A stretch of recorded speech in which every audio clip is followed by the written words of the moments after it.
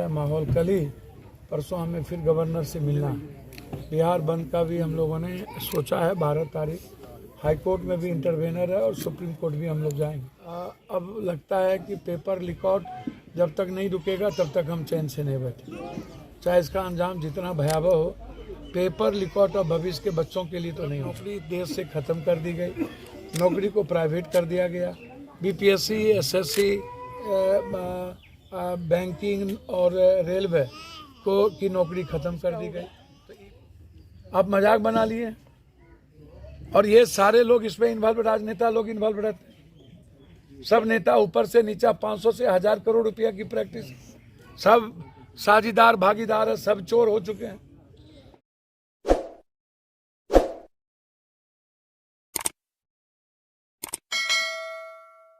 नमस्कार, आप ABP news देखने की शुरुआत कर चुके हैं। मेरा नाम है राजा झा। बीपीएससी मुद्दे अब सब बिहार में पूरी तरह से कहें तो गर्माते जा रहा है। यूं कहें तो हर राजनीतिक दल के एंट्री हो जाने के बाद लगातार मुद्दा बनता जा रहा है। इसी बीच पप्पू यादव बीपीएससी छात्रों के समर्थन में पिछले कई दिनों से डटे हुए हैं, अड़े हुए हैं। उनका अब एक ही कहना है कि बीपीएससी जब तक री एग्जाम छात्रों का नहीं लेगा तब तक चैन से नहीं बैठेंगे। ना सोऊंगा, ना खाऊंगा, ना कहीं जाऊंगा, लेकिन बीपीएससी को री एग्जाम लेना होगा। आपको बता दें कि पप्पू यादव पटना के गर्दनीबाग में भी उन छात्रों के साथ 24 घंटे कंटिन्यू धरना पर बैठे। पप्पू यादव ने बिहार बंद बुलाया। अब तो पप्पू यादव ने बड़ा ऐलान कर दिया है। पप्पू यादव आज पूर्णिया पहुंचे और पूर्णिया पहुंचकर पत्रकारों से बातचीत करते हुए पप्पू यादव ने बड़ा ऐलान कर दिया है। पप्पू यादव ने साफ तौर से कहा है कि अगर बीपीएससी इन छात्रों का मुद्दा को सॉल्व नहीं करती है तो हम इनके समर्थन में शुरू से तो है ही, अब सुप्रीम कोर्ट से लेकर हाई कोर्ट का दरवाजा अगर खटखटाना पड़ेगा तो उसके लिए हम तैयार हैं। चैन की नींद नहीं सोएंगे। इन छात्रों की भविष्य के साथ ये लोग खिलवाड़ कर रहे हैं। हर चीज को ये लोग तो प्राइवेट कर ही दिया है, अब इस पर लगे हैं। बीपीएससी को पूरी तरह से सरकार खत्म भी कर दिए हैं। रिटायर्ड अधिकारी से ये लोग बीपीएससी चलवा रहे हैं और इस तरह की बात करते हैं। हम अब चुप बैठने वाले नहीं हैं। जरूरत पड़ी तो 12 जनवरी को पूरा बिहार बंद बुलाएंगे। अभी तो सिर्फ हम आगाह कर रहे हैं और कह रहे हैं कि इन छात्र छात्राओं की बात को मान लीजिए।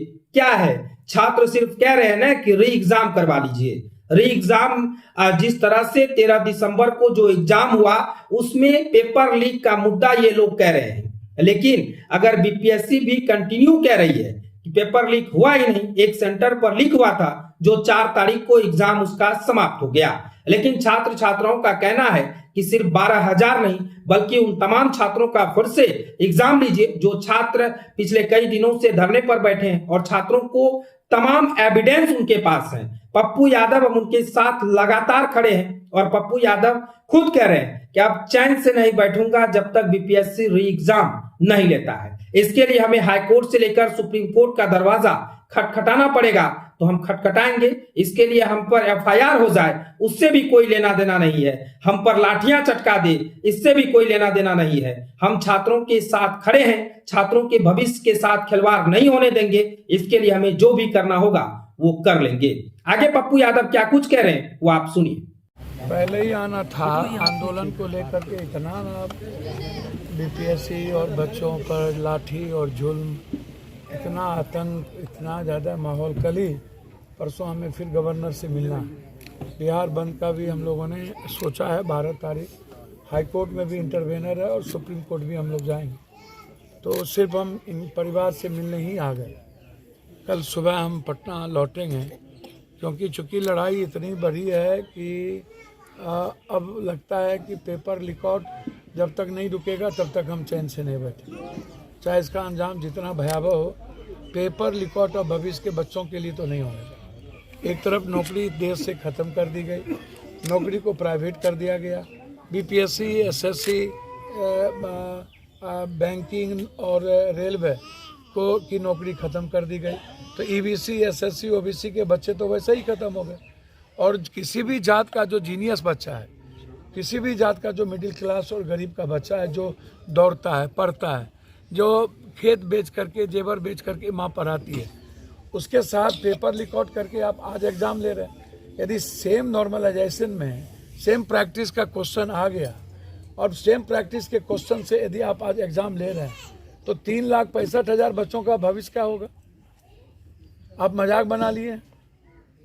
और ये सारे लोग इसमें इन्वॉल्व, राजनेता लोग इन्वॉल्व रहते हैं। सब नेता ऊपर से नीचा 500 से 1000 करोड़ रुपया की प्रैक्टिस, सब साझीदार भागीदार है, सब चोर हो चुके हैं।